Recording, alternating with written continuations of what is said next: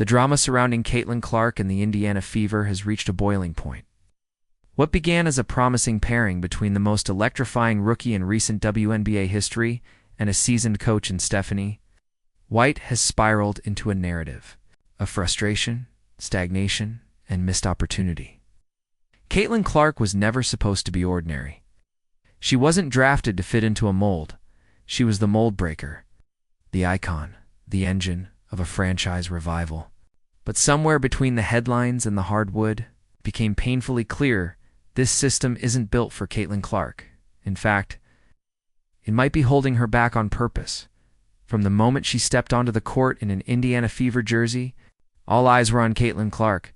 The prodigy from Iowa had brought a wave of anticipation not seen in the league for years. Ticket sales skyrocketed. National TV slots were filled. Social media buzzed with every step she took. But behind the buzz and the branding was a deeper tension that began to bubble from the very first tip-off. The one person who seemed unwilling or perhaps incapably of unleashing the Caitlin Clark experience was her own head coach, Stephanie White. And no, this isn't about painting White as a bad coach. The record shows she's more than capable. A Commissioner's Cup win with a developing roster is no small feat. Her knowledge of the game is undeniable. But a coach can be great in theory and still be the wrong fit in reality. The issue isn't White's coaching resume.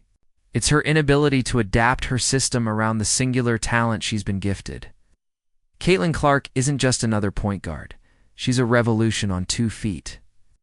And instead of handing her the keys to the franchise, it feels like they handed her a clipboard and asked her to blend in. The clearest evidence of this dysfunction came during a game where Caitlin lit up the first half with 5 three-pointers. She was on fire. The kind of rhythm that scorers dream about. And then ... she stopped shooting, just like that. It's no more heat checks, no green light, no ride the hot hand strategy. It was as if someone pulled the plug on her momentum and fans watching knew exactly who did it. In a later interview, Caitlin herself hinted at the internal conflict.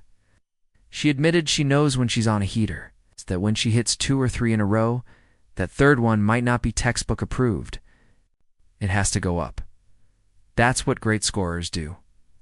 They don't wait for the perfect play, seize the imperfect moment and make it magic.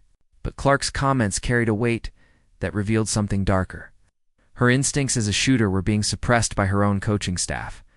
Shooters shoot. It's more than a phrase. It's a truth, a lifeblood for players like Caitlin. You don't tell Steph Curry to cool it. Don't tell Diana Taurasi to pass more when she's in rhythm. You sure as hell don't tell Caitlin Clark to take a back seat when the crowd is rising and the net's still sizzling. Well, that's exactly what's happening in Indiana. What makes it even more maddening is the strategic contradiction. Stephanie White seems to be coaching with the brakes on, playing not to lose instead of playing to dominate. The Fever didn't just draft a player. They drafted a movement, a sellout machine, a walking highlight reel. And yet, instead of building a system that lets Caitlin thrive, they've asked her to fit into a scheme that feels decades behind the current. Evolution of basketball. This offense isn't built for pace or space or flair. It's built for caution. It's built to grind out possessions and avoid mistakes. It's an old-school, risk-averse system duct-taped around the most dangerous scorer the sport has seen in years. And the results? A neutered offense, viral fan, outrage, and a superstar wasting away as a decoy in motion. Sets that feel more like algebra problems than basketball plays. And here's where it gets infuriating. This isn't just about the numbers. It's not about shooting percentages or usage rates. It's about energy, vibe, momentum. When Caitlin plays free, the entire team feels alive. The spacing opens, the ball zips, the defenders collapse, the crowd surges. But when she's asked to defer, to play safe, to pass first, to run through motions, the team stagnates. The spark dies. And the scoreboard reflects it. And it's not just fans seeing this. Analysts, former players, even Clark herself. Everyone, with a pulse and a pair of eyes, can tell she's being shackled. Her green light has turned into a cautious yellow. And all for what? To protect a system that doesn't win. To develop a chemistry that clearly isn't working. The most damning part of all this is the philosophical mismatch. Stephanie White is a defensive-minded coach. Her schemes are meticulous, her rotations are calculated, or her rigidity is a vice when placed alongside a player like Caitlin Clark. Clark isn't a system player. She's the system. She doesn't need development. She needs trust. And when that trust isn't given, the consequences ripple beyond just her stat line. It creates hesitation in her teammates, the entire organization, because the message is clear: tone it down. Stay within the lines. And when that message trickles down, the team starts playing scared. Not free, not bold, just hesitant. And hesitant basketball is losing basketball. When Caitlin Clark was drafted, Fever fans believed they were getting the beginning of something legendary, a star they could build around, a leader who could drag this franchise out of the cellar and into national relevance. But 19 games into the season, they're being forced to ask a gut-wrenching question. Is our own coach the one holding her back? Caitlin's presence should have been a beacon, a spark. Instead, it's become a point of tension, because now there's a divide. Fans want her unleashed. The front office wants results. The coach wants control. And Caitlin? She just wants to hoop, to do what she does best, to shoot, to lead, to electrify.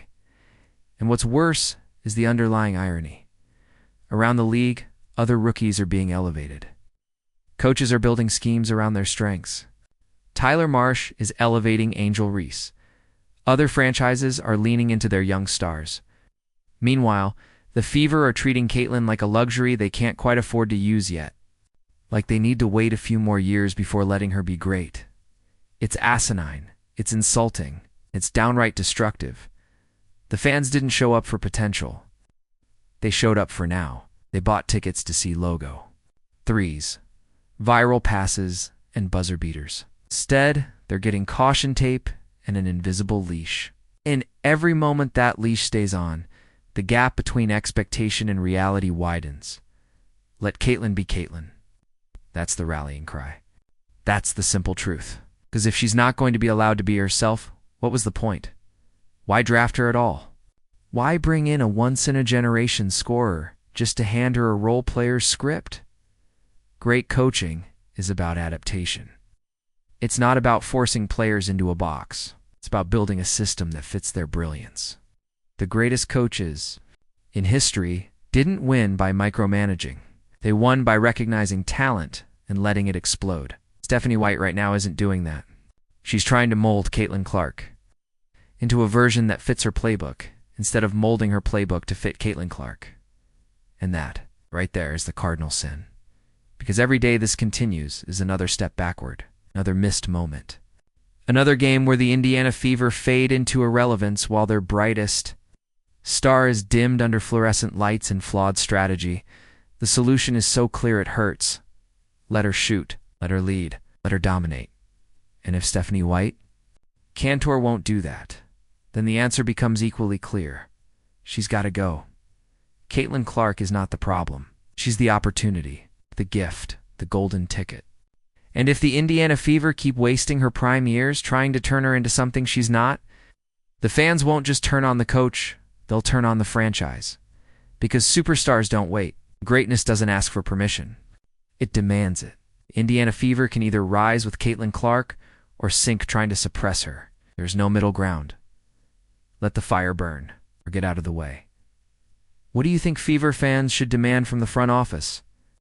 Is it time for Stephanie White to go, or is there still hope she can adapt to Caitlin Clark's style? Let us know your thoughts below and if you're as fired up about this drama as we are. Don't forget to like, subscribe, and hit that bell for more raw, unfiltered commentary. The Fever may be cooling down, but we're just heating up.